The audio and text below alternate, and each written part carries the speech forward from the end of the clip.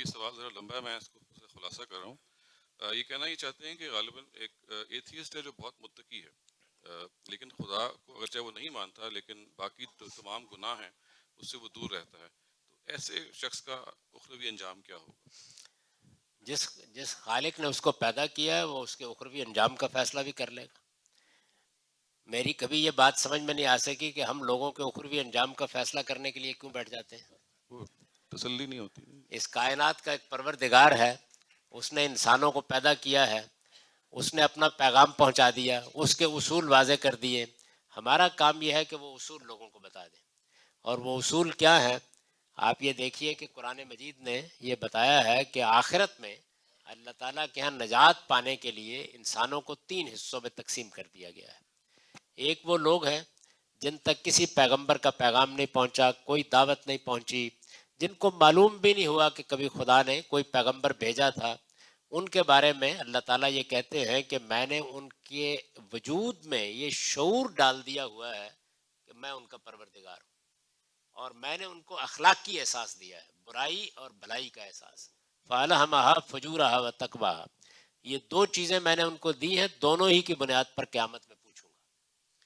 تو جو آدمی خدا کا انکار کرتا ہے، یہ جواب اس کو دینا ہے کہ جو شعور خدا نے اس کو دیا تھا، جو شخصیت اس کو دی تھی، جو معنویت اس نے کائنات میں دیکھی، اس نے اس کائنات کا مشاہدہ کیا، اس نے انکار کیوں کیا؟ یہ جواب وہ دے گا۔ ہو سکتا ہے کہ اس موقع پر ہمیں بھی بلا لیا جائے اور ہم بھی خدا کے اور اس کے مابین یہ گفتگو سنیں، تو اگر وہ اپنا کوئی عذر پیش کرنے میں کامیاب ہو گیا تو خدا کہتا ہے کہ میں تو کھجور کے فتیلے کے برابر بھی کوئی ظلم نہیں کروں گا، اور اگر وہ کامیاب نہیں ہوتا تو پھر وہ جانے اور اس کا پروردگار جانے۔ دوسری کیٹیگری ان لوگوں کی ہے جن تک پیغمبروں کی دعوت پہنچ گئی ہے۔ ان کے بارے میں یہ بتایا ہے کہ چونکہ پیغمبروں نے آ کر یہ کہہ دیا ہے کہ قیامت آنے والی ہے، تو ان سے قیامت کے بارے میں بھی سوال ہوگا۔ اور تیسری کیٹیگری ان لوگوں کی ہے جن تک محمد الرسول اللہ صلی اللہ علیہ وسلم کی دعوت پہنچ گئی، پیغام پہنچ گیا، ان پر واضح ہو گیا کہ آپ خدا کے پیغمبر کی حیثیت سے آئے ہیں، ان سے آپ کے بارے میں بھی سوال کیا جائے گا۔ سوال ہے کہ جی دنیا میں اس وقت مسلمان شدید بدنام اور ذلیل و خوار ہیں، ان حالات میں ہم اپنے غیر مسلم ساتھیوں کو اسلام کی طرف کیسے بلا سکتے ہیں؟ اسلام کو ہمیشہ مسلمانوں سے الگ کر کے پیش کرنا چاہیے۔ مسلمان ایک قوم ہے، وہ انسان ہے، انسانوں کے اوپر اچھے اور برے حالات آتے ہیں۔ قرآن مجید کہتا ہے تلک الایام نداولها بین الناس، انسانوں کے مابین یہ نشیب فراز جب سے دنیا بنی ہے ہوتا چلا آ رہا ہے۔ مسلمان بھی ایک زمانے میں کم و بیش 1000 سال تک دنیا پر حکومت کرتے رہے ہیں۔ ایک زمانے میں علم اور حکمت یہ سب ان کے دروازے کے اوپر دست بستہ کھڑے ہوتے تھے، وہ دور گزر گیا۔ تو اس وجہ سے اسلام ایک میسج ہے، ایک پیغام ہے۔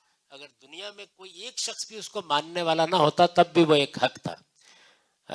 یہ بات سمجھ لینی چاہیے کہ جب تک آپ اسلام کو اس کی اصل کے لحاظ سے پیش نہیں کریں گے، اس وقت تک وہ ہم مسلمانوں ہی کے ساتھ چمٹا رہے گا۔ اس کو الگ کر کے خدا کی کتاب کو لوگوں تک پہنچائیے۔ قرآن مجید نے یہ بات بہت اچھی طرح واضح کر دی ہے کہ آپ کو غیر مسلموں کے سامنے کوئی تقریر کرنے کی ضرورت نہیں ہے، کوئی مناظرہ کرنے کی ضرورت نہیں ہے۔ قرآن کہتا ہے کہ میرے پیغام پہنچانے کے لیے مجھے ان تک پہنچا دو، ان کی زبانوں میں ترجمہ کیجئے۔ قرآن مجید کو مختلف طریقوں سے مرتب کر دیا ہے اللہ تعالیٰ نے، اسے ضرورت کے لحاظ سے شائع کیجئے، اس کو بولا ہوا لوگوں تک پہنچائیے، اس کو لکھا ہوا لوگوں تک پہنچائیے۔ اس کے بعد قرآن جانے اور وہ جانے، آپ کا کام مکمل ہو جاتا ہے۔ قرآن مجید نے واضح طور پر یہ بتا دیا ہے کہ کل اوحی الیہ ھذا القرآن لانذرکم بہ ومن بلغ، کہ یہ قرآن ہے جس کے ذریعے سے محمد الرسول اللہ نے اپنے زمانے کو پیغام پہنچایا، اور فرمایا یہی قرآن ہے جو آئندہ بھی یہ پیغام پہنچاتا رہے گا۔ یہ نذیر للعالمین ہے۔ ہمارا معاملہ یہ ہے کہ ہم نے اس قرآن کے ساتھ دونوں معاملات کیے ہیں، یعنی اپنے ہاں بھی لوگوں تک اس کو پہنچنے سے روک رکھا ہوا ہے۔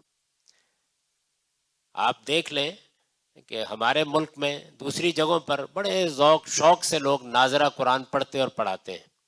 اگر کوئی دنیا سے رخصت ہو جائے تو اس وقت بھی پارے کھول کر بیٹھ جاتے ہیں، لیکن کسی آدمی سے، پڑھے لکھے آدمی سے بھی پوچھئے کہ آپ کو کبھی توفیق ہوئی کہ آپ خدا کی کتاب کو سمجھ کر پڑھ لیں، ہوں گے اس کا موقع تو نہیں ملا۔